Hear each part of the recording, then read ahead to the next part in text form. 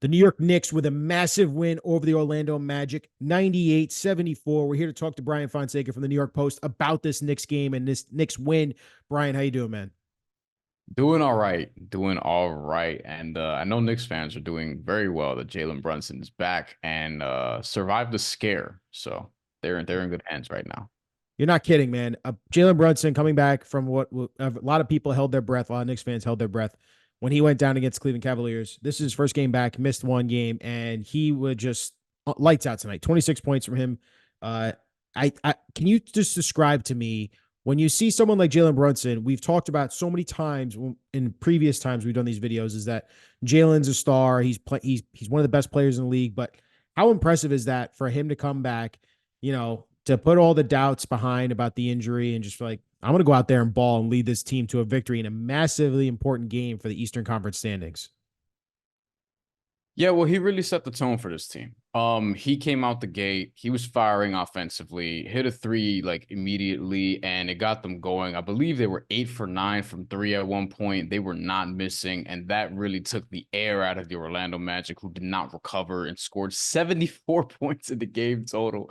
Jalen Brunson really announced his return emphatically, and he, set the tone for this team who ended up getting an important win in the standings because I don't know if people have been paying attention, but the Orlando Magic got the fourth seed before this game.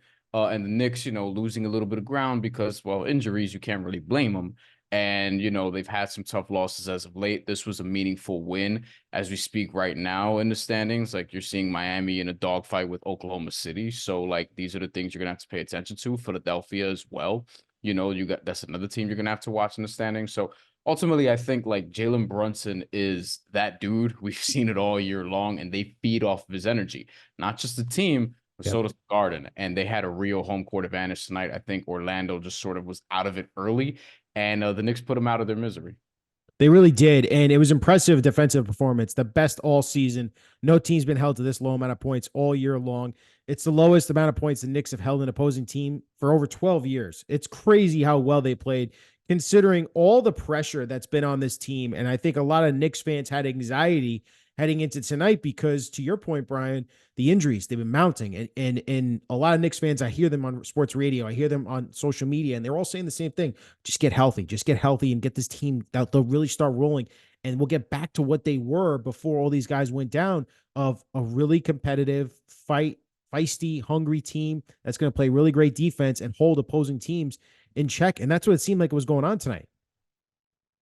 Yeah, because people know that if this team is healthy, they could just compete. They could compete at a high level. It's not even to say like, oh, if they're healthy, they're going to the finals. They're not at that level yet in terms of pressure, and they don't need to be. They're doing everything right. I told you, like, functionally as an organization, this is as well as the Knicks have operated in my lifetime. Now, I did not, I wasn't there for like the peak 90s version because I was born in the mid 90s, but at the same time, like this is as good as they've been operating. They're doing it smart. I think progress for them is having another deep second round series, potentially getting into the conference finals. You want to see that. The Eastern Conference is tough though, so that's not going to be a given. They're going to have to fight their way there, but you want a chance to do it. And that's ultimately what you're fighting for. You're fighting for a chance to compete.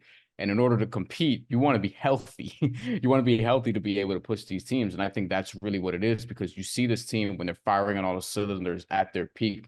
OG Anunoby, when he returns, he's somebody who's you're going to throw on defensively on a lot of the premier guys that you're going to have to see, like both wings in Boston, Jason Tatum, Jaylen Brown. You have Giannis Antetokounmpo, you have Damian Lillard, you have Jimmy Butler, Bam Adebayo in Miami. Like, you feel like you have the horses to at least push these teams, if not beat a couple of them along the way. And I think the Knicks, the way they've been playing, like, yeah, they have the right to believe that, as do their fans, because this team has been really good at just playing this type of basketball, the sort of junkyard style basketball that I love as a New Yorker. Watching them win 98-74 takes me back a little bit. It does. It does feel like the old Knicks there a little bit. Finally, I just want to ask you about Precious Achiuwa tonight. 15 points, 14 rebounds. I mean, this is a guy that was a throw-in, if we're being honest, in that trade, right? So, like, can you just talk about, like, even having someone like that, how much deeper this makes this team? Because when they do get Anunoby back and Randall back, Achiuwa is obviously going to slide down and get less minutes, but this is important. This is a big game, and him coming through with a big performance tonight, that makes you feel better about this Knicks team, how deep it really can get.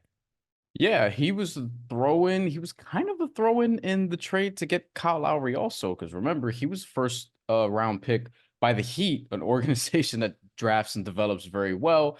Not to say it didn't quite pan out there, but there was a reason that they decided, hey, they wanted Kyle Lowry enough to part with their first round pick.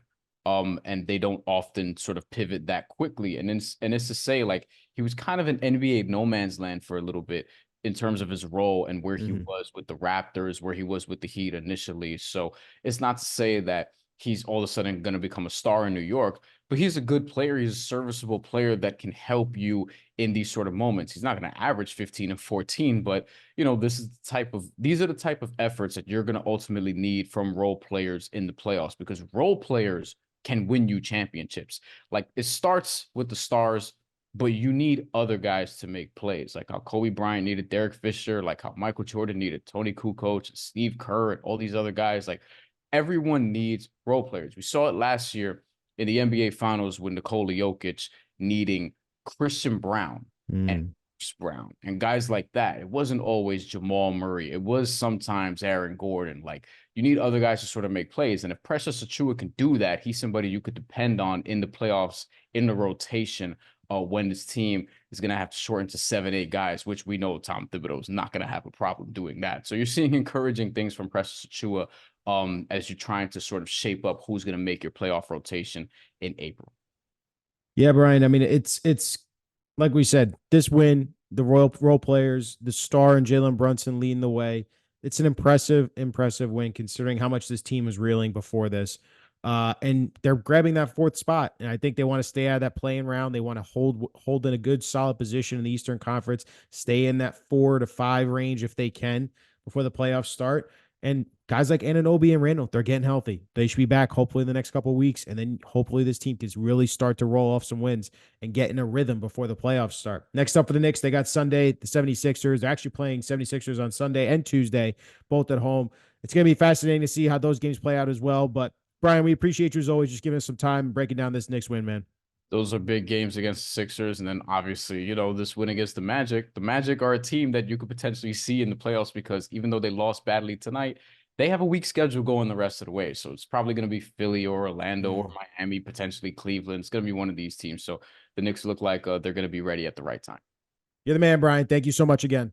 Absolutely. Anytime.